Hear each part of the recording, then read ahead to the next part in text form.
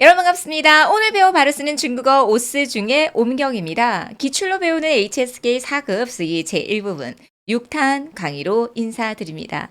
열심히 복습하고 계십니까, 여러분? 시험 전까지 아마 오스 중에 이 쓰기 강의를 통해서 제가 보건대 20점에서 최소한 30점은 올리실 수 있습니다.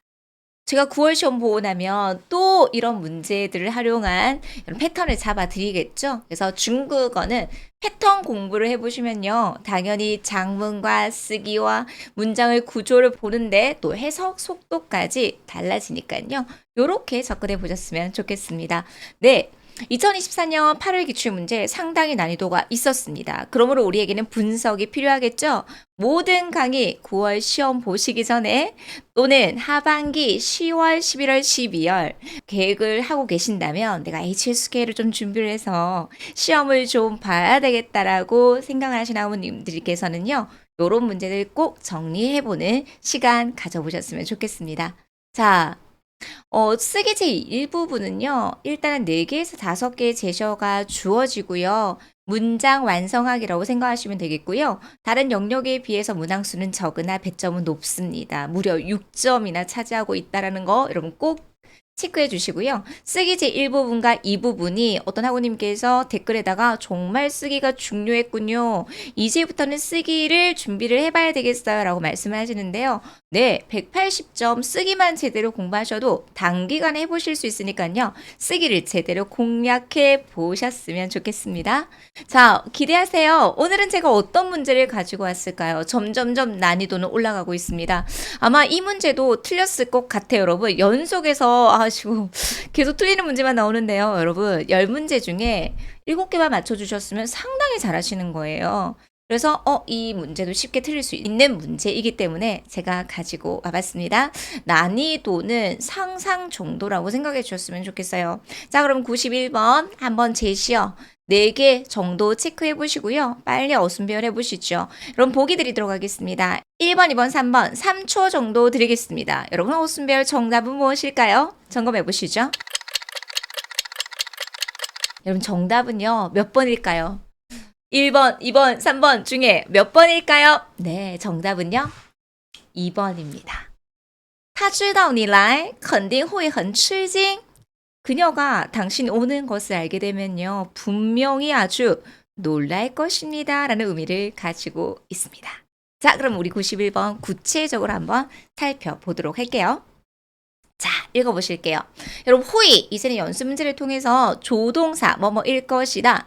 문제를 통해서 제가 굉장히 개념을 많이 잡아드렸어요. 여러분, 개념을 잡는 것도 중요하지만 내가 아직 개념이 약하다라고 생각하시는 분들은요. 이런 다양한 문제를 통해서 반복적으로 풀면서 호의는 조동사니까 주어 뒤 수로 앞에서 수로를 꾸며줄 수 있는 부사어 이렇게 쓰인다라는 개념을 항상 복습을 좀 해보신다면 머릿속에 이렇게 좀 각인이 될 것 같아요.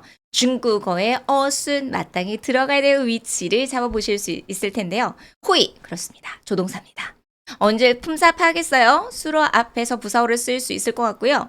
자, 제가 지난 강의에서도 강조해드렸습니다. 이렇게 성분들이 있을 때 배치를 어떻게 잘라줘야 된다. 이렇게 여러분, 타지다. 지다오는요, 알다라는 의미를 가지고 있고요. 문장상에서 역시 이 어휘도 긴목적으로 가질 수 있는 수로입니다. 그래서 이거 자체만 보면 주술, 목의 구조로서 목적어가 너가 온다, 긴 성분들이 나왔다라는 거죠. 그래서 그녀가 압니다. 당신이 오는 것을 압니다. 이거 전체. 그래서 이거 하나가 하나의 문장을 완성할 수도 있어요. 그래서 그녀는 당신이 오는 것을 압니다. 이렇게 끝날 수 있다는 거죠.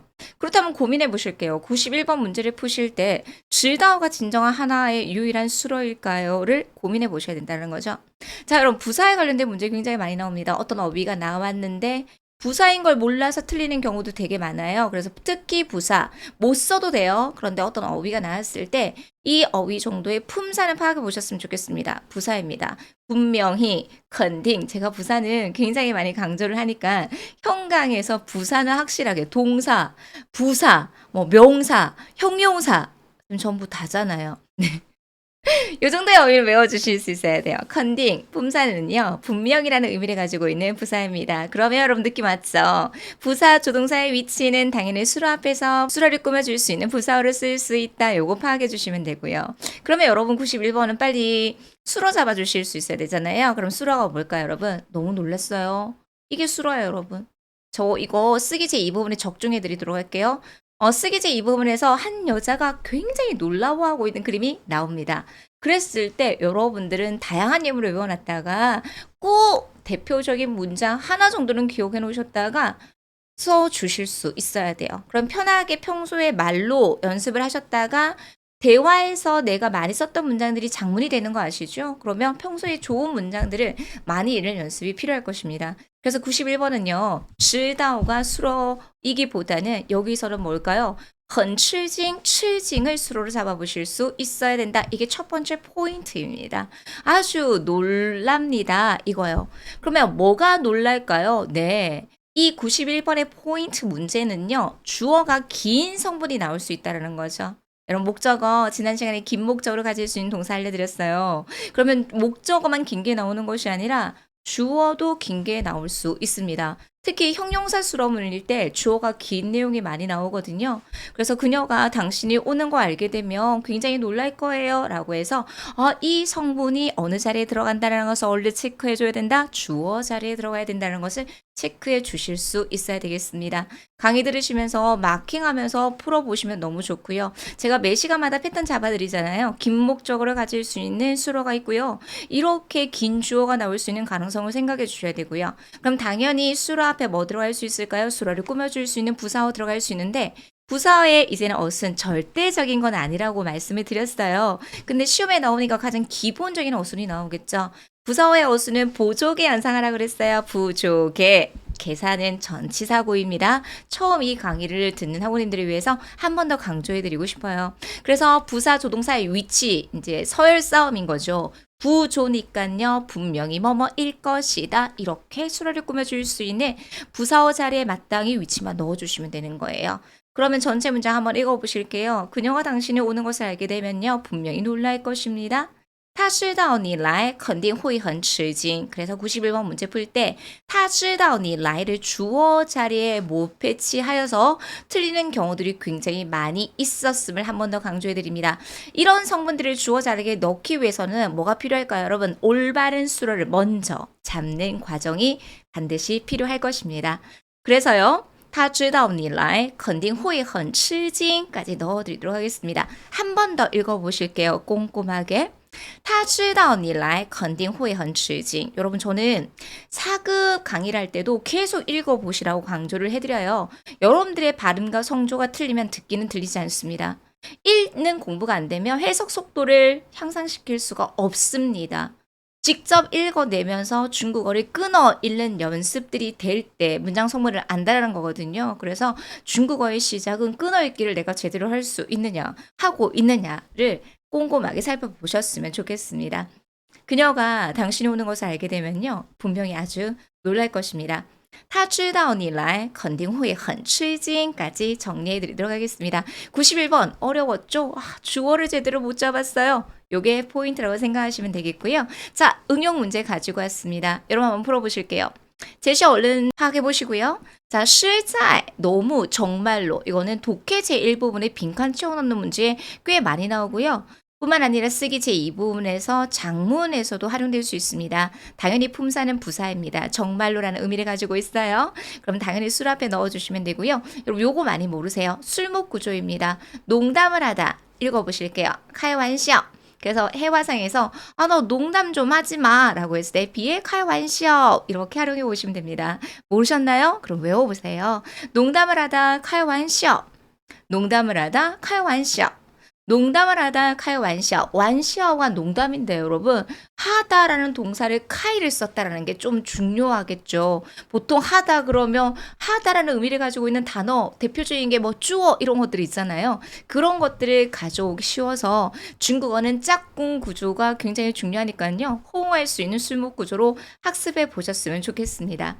농담을 하다 카이 완샤. 좋습니다. 일단은 카이 완샤. 카이가 동사, 수로 자리에 들어갈 수 있는 가능성 가능성이 있을 것 같아요. 자, 그런데 여러분 세 번째 제시어를 보시면 알 수 있습니다. 아주 뭐뭐하지 않다. 자, 리마오 별표.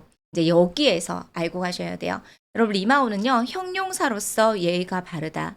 그러면 아주 예의가 없다, 바르지 않다라고 이해해 보시면 되겠죠. 제가 아까 긴 주어가 나올 수 있는 경우는 보통 형용사 수로문일 경우 긴 주어가 많이 나온다고 말씀드렸습니다. 그래서 지금 91번은요. 동사 수로문이 아니라 형용사 수로문이라고 생각해 주실 수 있어야 돼요. 그래서 아주 예의가 바르지 않습니다. 수로 자리에 뭐 넣을까요? 很不礼貌 수로 잡아주셔야 돼요. 자, 무엇을 하면 예의가 바르지 않습니까? 그럼 주어 자리에 풀목 구조가 들어가야 된다는 거죠. 요렇게. 수어가 결정이 되어야지만이 주어가 결정이 될 수 있다. 주어를 먼저 잡는 것이 아니라 사고의 순서를 조금 바꿔보실게요. 쓰기 제1부분은요. 그래서 농담하며 아주 예의가 바르지 않습니다. 예의가 없습니다. 자, 그 다음에 여러분 부가 성분이에요. 자, 这样 이렇게라는 의미를 가지고 있어요. 지시 대명사예요. 여러분 这样은요. 그러면 这样 여기서는 어떻게 쓰였을까요? 그렇죠. 주어를 꾸며주는 관용어 자리에 들어가야 된다는 게 두 번째 핵심이었습니다. 이렇게 농담을 하는 것은 여러분 여기까지 배치하실 수 있겠어요? 요게 안 돼요. 이런 성분들이 안 되기 때문에 어순배열이 어렵다라고 생각하더라고요. 단어만 단순히 외우지 이 단어가 어느 자리에 들어가서 어떤 역할을 하는지에 대해서는 생각하지 않으시더라고요. 이런 거 기억해 주셨으면 좋겠습니다. 이렇게 농담하면요. 这样开玩笑 정말 예의가 없는 거예요. 그러면 수로 앞에 정말로 实在 부사만 딱 넣어주시면 되겠습니다. 부사어로 쓰였겠죠? 끈어읽기 한번 해보실게요. 이렇게 농담하는 것은 정말로 아주 예의가 바르지 않는 것입니다. 这样开玩笑实在很不礼貌这样开玩笑实在很不礼貌 여러분 어떤 중국 친구들하고 대화를 하다가 좀 예의 바르지 않게 선을 넘는 말을 해요. 농담을 하거나 장난을 치거나 그러면 여러분께서 단호하게 이런 표현들 사용해 주실 수 있죠. 그래서 사급은요 참 재밌는 게 이런 표현들을 외워놨다가 실제 회화상에서 바로바로 써낼 수 있는 수준의 예문들이 많이 나온다라는 거. 그래서 활용해 보셨으면 좋겠습니다. 통으로 문장 암기해 보시기 바랍니다. 这样开玩笑实在很不礼貌 한 번 더 직접 읽어보실까요? 这样开玩笑实在很不礼貌 까지 정리해 드리도록 하겠습니다. 자, 제가 다른 문제를 가지고 왔어요. 제가 아까 7징이라는 제시어가 시험에 나온다 그랬잖아요. 여러분 이 문제는 당연히 쓰기 제1부분에도 많이 나오지만 쓰기 제2부분의 답으로 외워보시라고 가지고 왔습니다. 한 사람이 놀라워하고 있는 그림이 나와요. 그러면 꼭 이런 템플릿을 응용해 보시면 좋겠는데요. 어떤 거냐면요. 나로 하여금 놀라게 하다. 사람들로 하여금 놀라게 하다. 이런 문형 사용해 보시면 좋겠습니다. 이런 문형을 사용하기 위해서는요. 당연히 첫 번째 수러, 두 번째 수러 이렇게 잡아줘야 되는데요. 첫 번째 수러를 시키다. 이렇게 랑이라는 동사를 쓸 수 있고요. 두 번째 수러를 놀라게 하다. 그래서 마땅히 들어가야 될 자리에 이렇게 넣어주시면 좋을 것 같아요. 그래서 누구로 하여금 놀라게 하다. 그런데 여러분 랑이라는 동사의 특징이 있습니다. 랑은요. 당연히 누구에게 시키는 거죠. 목적어의 역할도 할 수 있고 두 번째 수러에 대한 누가 놀라나요? 주어의 역할도 할 수 있다는 거죠. 이 개념 너무 중요해요. 그래서 중국어에서는요. 랑이라는 사역동사를 쓴 문장은 두 가지의 역할을 한다라고 해서 겸허하다라고 해서 이 문장을 겸허문이라고 합니다. 그래서 앞으로 랑 나오면요. 첫 번째 수러 자리에 넣으시고요. 그 다음에 두 번째 수러 잡으시고 누가 놀라는지 두 번째 수러에 대한 주어만 딱 넣으면 되겠다. 이런 거 생각하시면서 배치해 주시면 되겠어요. 그러면 소요가 나오면 범위를 제한해주는 또랑 많이 쓰거든요. 그래서 이렇게 끊어 읽어줘야 돼요. 모든 사람으로 하여금 아주 놀라게 했어요. 让所有人都很吃惊 끊어 읽기. 아니면 나로 하여금 놀라게 했어요. 쉽게 가보실게요. 让我很吃惊 앞으로 吃惊 나오면 어떤 문형 쓰면 좋겠다? 나로 하여금 너무나 놀라게 합니다. 让我很吃惊 요렇게 가자라는 거죠. 그러면 주어 자리에 딱 하나밖에 없어요. 원래 호이다는 동사지만 여기서는 어떻게 쓰였다고 여러분? 더 뒤에 쓰였으니까 명사로 쓰였다. 그래서 주어 자리에 이미 관용어의 수식을 받고 있습니다. 그래서 대답이라고 해석해 주시고 크게는 세 마디로 끊어 읽어 주시면 되겠네요. 그의 대답이 모든 사람으로 하여금 놀라게 했습니다. 他的回答让所有人都很吃惊 이렇게 포인트를 잡아보셨으면 좋겠네요. 그래서 적중 갑니다. 실징 이런 것들이 쓰기 제2부분에 해당하는 그림으로 나올 수 있다는 거죠. 그러면 어떤 문형을 쓰면 좋겠다? 让 나로 하여금 놀라게 하다. 让我很吃惊 아니면 저는 좀 응용하고 싶어요. 많은 사람들이 있어서요. 그의 대답이 모든 사람으로 하여금 아주 놀라게 했습니다. 요런 문형도 쓸 수 있습니다. 他的回答让所有人都很吃惊 까지 포인트 잡아드리도록 하겠습니다. 쓰기 제2부분을 외워놨다가 활용해 보셨으면 좋겠네요. 그럼 하나만 더 갈게요. 자, 요거는 여러분 이렇게 나옵니다. 랑 나오면 당연히 몇 번째 수라 자리에, 그리고 칠징 나오면 이제는 딱 기계적으로 나오겠죠. 그래서요 사람으로 하여금 랑렌 칠징 넣을 수 있겠어요. 그런데 앞에 누가 붙어져 있습니까 여러분? 이미 쩐이 붙어져 있고요. 그 다음에 겸호 구조 대상이 딱 붙어져 있습니다. 그래서 정말 사람을 하여금 놀라게 하다 真让人吃惊真让人吃惊 真让人吃惊 이렇게 들어가시면 돼요. 자, 제가 이 문제를 그냥 가지고 왔겠어요? 여러분, 쩐이라는 정도부사는요. 랑 앞에 들어. 만약에 헌이 들어가면요. 보통 정도부사는 두 번째 수어와의 관계가 굉장히 긴밀해요. 그래서 헌이나 아니면 수준이 높았을 때 우리도 10분이란 말 하잖아요. 매우라고 했을 때 10분 이런 것들이 당연히 두 번째 수로 앞에 들어가야 되는데 이 쩌는 정말 예외로 우리도 그러잖아요. 정말 사람으로 하여금 한국어 해석과 딱 떨어져요. 그래서 쩌니라는 정도보다는 첫 번째 수로 앞에 들어갑니다. 이렇게 덩어리적인 표현으로 외워보시라는 거죠. 정말 사람으로 하여금 놀라게 해요. 真让人吃惊 이렇게 들어가시면 돼요. 무엇이요? 여러분 4급 어휘에서 소식은 꼭 외워주셔야 됩니다. 消息 주어가 관용어의 수식을 받고 있습니다. 이 소식이요.